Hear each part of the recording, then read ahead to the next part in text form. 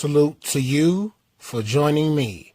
I appreciate you here on Rastas Realities, where the real is raw and the truth is the law. Supervisor's Succotash. Yeah, I'm cooking on this one. Copper Squat, have a listen. Succotash in the spirit of food is best described as a mixture of ingredients that serves to satisfy taste palates. Supervisor's duties are as mixed and flavorful as the Narragansett Indian dish. In this video, I will discuss the various mixtures of being a supervisor as it relates similarly to succotash, hence the title, Supervisor's Succotash. One thing that I enjoy doing is relating opposite things, occurrences, and bringing the point home for all to have an understanding of the subject matter, as we all learn differently. From my first job as a paper boy to my current position as a security supervisor to my next level of management, I have always paid close attention to the mannerism of all those that I had to report to and how they did things. Whether talking shop or shooting the shit, some things that they had to deal with intrigued me to no end.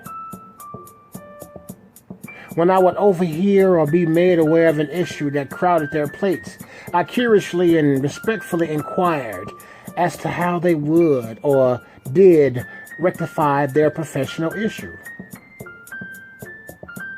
They would give the abridged version for the sake of time and follow up with an inquiry of their own. I could hear more than curiosity in their question, though. Sensing an opportunity to capitalize on the moment, I instantly went into the 60-second pitch to display and highlight what it is that I brought or will bring through analytical and logical movements. Besides, that's the very and only question that matters. What can you do for me or the company? Everyone has that question to ask. Now, that experience started fairly early for me and was the first ingredient in the professional succotash. Because remember, we're discussing a supervisor's succotash and how everything mashes together. So all while I displayed my willingness to learn and do more, I had to do the most essential thing, and that was to do the work. Doing the work will be the ingredient to be mixed for success that has the powers to solidify the previous ingredient of ambition. But we're not done yet.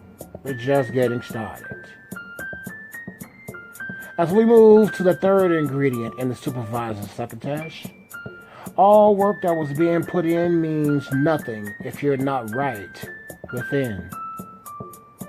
Meaning, get your spirit life in order to accomplish a well-rounded perspective. This also applies to your mind. To be open to new and beneficial ways of getting things done. I learned fairly early that most employers do not care whether or not that you have your spiritual life in order. It's just, can you get the task done with minimum assistance?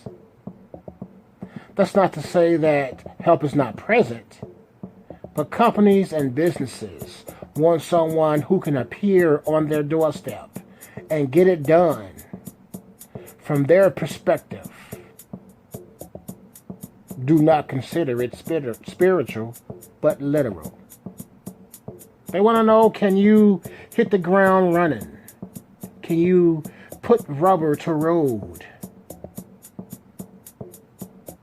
and complete all tasks? I did some work in human resources, and I noticed that the others tasked, like myself, to decide on whether or not to hire the candidate. That when the candidate would mention anything in the realm of spirituality or religion, that the interviewer would move forward with other candidates who only mentioned their skill set and intentions of what they're bringing to the table. Though it seemed discriminatory, I understood, as sometimes those extra non-work related topics would clog the machine, if you will. Another ingredient in the supervisor succotash of success is the ability to summon strength when weak or tired. This most times requires tapping into the adrenaline sector of the mind and body. Some may think that involves the last ingredient of spirituality, and maybe so. An add-on to that is mood. Because you see, people have a tendency to figure out how to find and manipulate buttons found in an individual. This includes myself. I have pushed a many a buttons, consciously and unconsciously. But when my buttons were found and pushed, instantly I knew to remain calm and logical, as emotion ruins opportunities and the person. When my buttons were pushed, my mind goes straight to when I have found and pushed others' buttons and how they reacted. At that point, I would rehash the words that they have said along with their actions and sometimes inactions as a method of protest. It wasn't a good look for them, and I did not want to be viewed in that same manner as those whom lost their shit over someone finding and manipulating them. Those buttons. Lastly, I also noticed that some in the management field were inept in handling their squads of employees and were visibly and audibly emotional versus logical to address the issue, to come up with a solution. They usually would go full rage mode, of which guarantees many a mistake. On the other hand, I would get a repeating question from different people of, have I been in the service? As they observed the way that I handled the very same issues, and more totally different and calmly.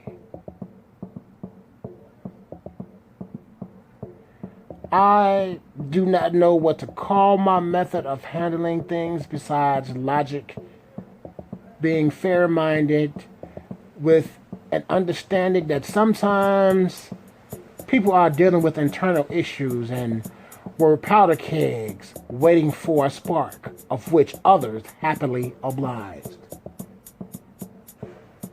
These discuss ingredients in the successful supervisor succotash, when awareness beats ignorance. I cannot speak in fake manners, even if I tried.